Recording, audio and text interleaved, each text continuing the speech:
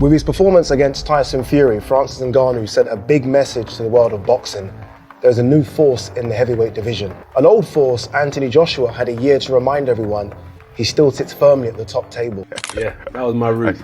I saw that. Yeah, to stick in boxing. They spoke about this fight before and I said, no, it's a gimmick fight. It's not something that I think is right.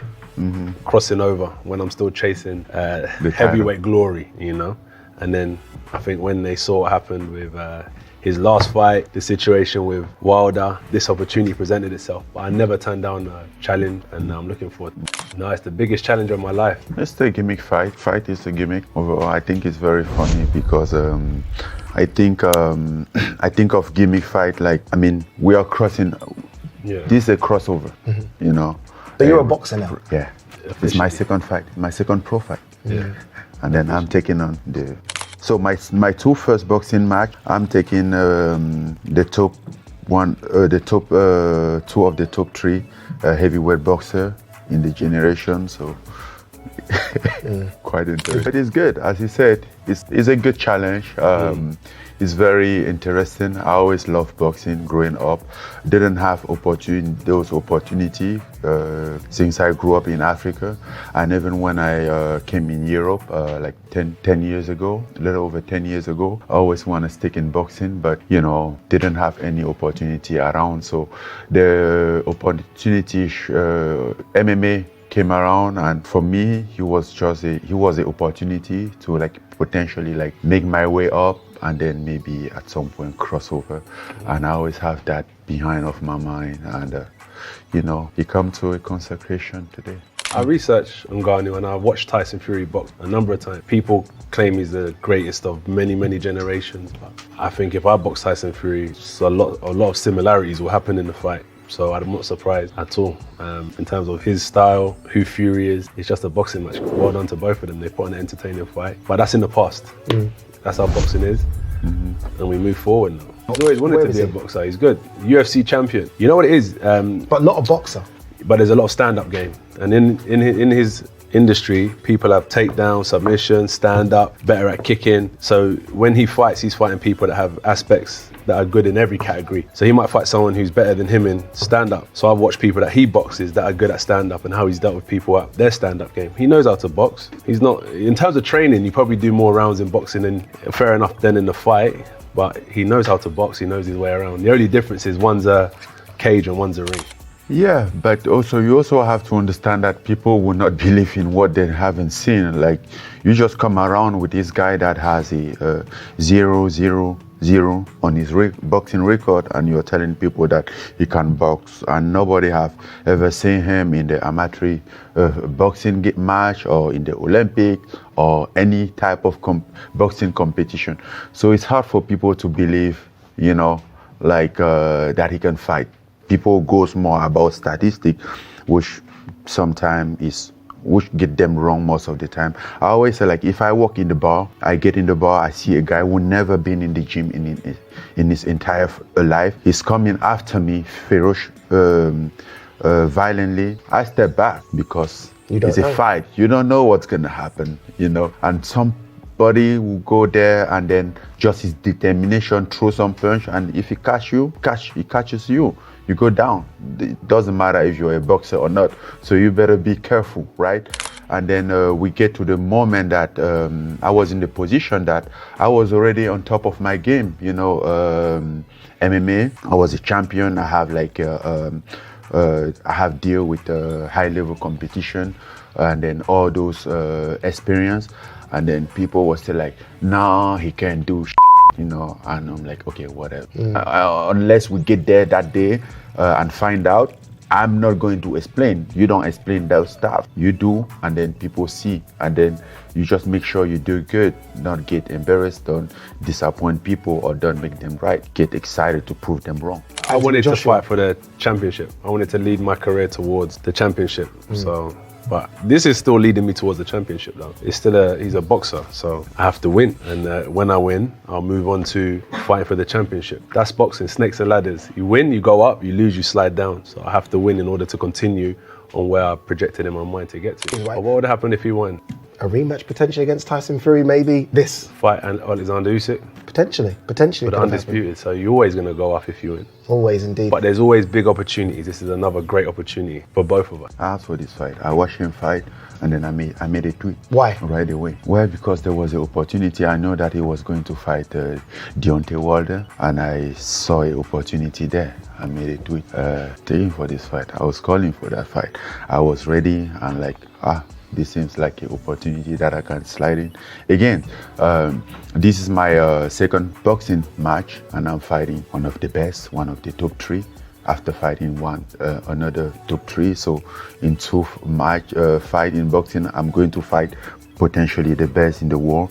And then something that I disagree with him, boxing environment that has said things like that, make people think like that. I think like when you have a good fight and then you had you fight well, that doesn't necessarily, even if you lose, that doesn't necessarily take you down as you think. You know, I'm not viewing myself as I depend on the win. I see myself as I depend on the fight. What's gonna happen? Yes, of course I want to win, but I can win without really fighting. It's not the kind of win that I'm looking for. I really want fights. Yes, I really want to fight. And when you fight, even when you lose, people want to see you back. And that's how the sport is, because like when 2 people go to fight, obviously one person gonna come out as a winner, and one person will win and one will lose. But they need a loser to make a winner, so you can.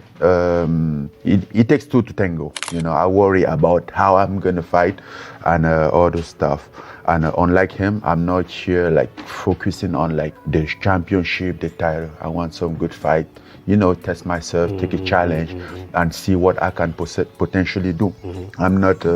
I'm aware of the situation. I'm not that young anymore. I still have a couple years. I didn't have those opportunities earlier in my career, so now I'm trying to do what I can possibly do with the amount of time that I have. You know, have the best fight, enjoy all those stuff. That's what matters to me. Yeah, I have a doubt about that. Tyson showed that he's very resilient. I saw him come back from a knockdown that you wouldn't believe that somebody would come down. So I think he's probably one of the most resistant person out there, and that's not a disrespect to AJ. I don't believe that AJ would take what Tyson. As much as Tyson. Who hasn't knocked Tyson down? So many people have knocked Tyson down. Even going to the fight, I knew that even if I knock him down, I would not get excited. That would not mean anything, because he always come back. So I have to prepare for a very endurance person. Psychologically, that's how I was. That's what they want. We'll see. What do you want? We'll see. I'm looking for, I mean, you know what it is? People underestimate me a lot. People underestimate me, you know. But I'm not saying you, but people, innit? It's not underestimating you. It's your like opinion. Knockout chaos. So, but who has knocked me out like that? Like when I'm like this? No, that is not what they mean. It's like we both are going to look for a knockout, which I don't think is a problem, because I will try to knock out. If I have an opportunity, I'll knock 100%. Out, and I think he will do the same thing. Yeah. So we'll make the knockout chaos. The knockout, it just comes naturally. Do you expect to knock out Ngannou? I don't know, but it's going to be a good fight. It's not even the strength that I carry, it's the brain. I'll process what I need to process, I'll do what I need to do, and I just do my best in it. We'll see what happens, no?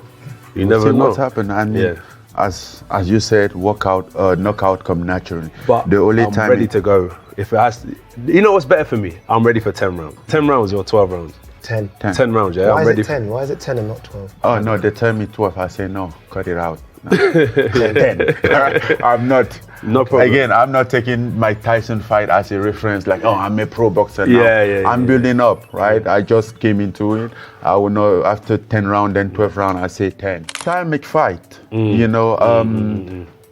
If you asked me this question before, I would definitely say Fury fight would have been harder, because Fury is somebody that is hard to figure. He has like an unorthodox side. You don't know what to expect from Fury. It's very weird. AJ is very orthodox, but I get in the fight and then I was there. Then I was able to find something that worked for me, and then what was putting him uncomfortable. So I find my spot in that fight. Definitely what worked for Fury is definitely not the same thing that going to work for AJ. So I still have to find that out. Now that I have those information, I have collected those data from Fury. It's a different, I think about it differently. So now the AJ style is the more complicated one for me because I haven't figured it out in the fight. I asked AJ if he expects to knock you out. I'm going to ask you the same question. Do you expect to knock out AJ? Absolutely. But again, as he said, I will not go for like, oh, let's go knock him out, because knockout is natural. The only time in my career that I went for knockout, it didn't work well for me. It went really bad. Stipe Miocic. I walked to that fight like, okay, let's go knock this guy out. He ended up in a very bad way for me, right? And then after that, I'm like, okay, I'm just going back to who I am, fight. And then it happened. And then I was knocking people out in 20 seconds, 45 seconds without looking for knockout. So I don't look for knockout, I look for fight. And then if I collect the information at some point and have an opportunity, I take that opportunity and then we'll probably end up in a knockout. For me, well, when I look at this fight, I'm not a fool. I know that AJ is great at his game. I respect that. If I wasn't in the fight, I would have been betting on AJ. But as I'm in the fight, I'm betting on me, and I would take everything that I have in my stomach to come after AJ and do everything that's possible to take him down. And if needed, to knock him out. That's how I'm going to come after him. Like just as a sport man, but still want to knock him out. Like, I'm gonna do that, for my own legacy, for my own record, for it. So that's how I view the fight. Good fight. Styles make fights. He's a good switcher. I do the basics very well. Very well. I can counter punch, I can move forward, I can move back. I'll do whatever it takes. I will be victorious. I have my own legacy, my own chapter, my own destiny that's destined by God. Everything is designed for me to come and be victorious and move forward in my life and move forward in my career. I'm looking forward to the challenge because it gives me opportunity to learn so much about myself. As much as it is about Ngannou, is as much as it's about me. The challenge that I have in front of me only makes me learn about myself. He's not the challenge, I'm the challenge. How far can I go? And I'll do whatever it takes to get past whatever's in front of me. May the best man win.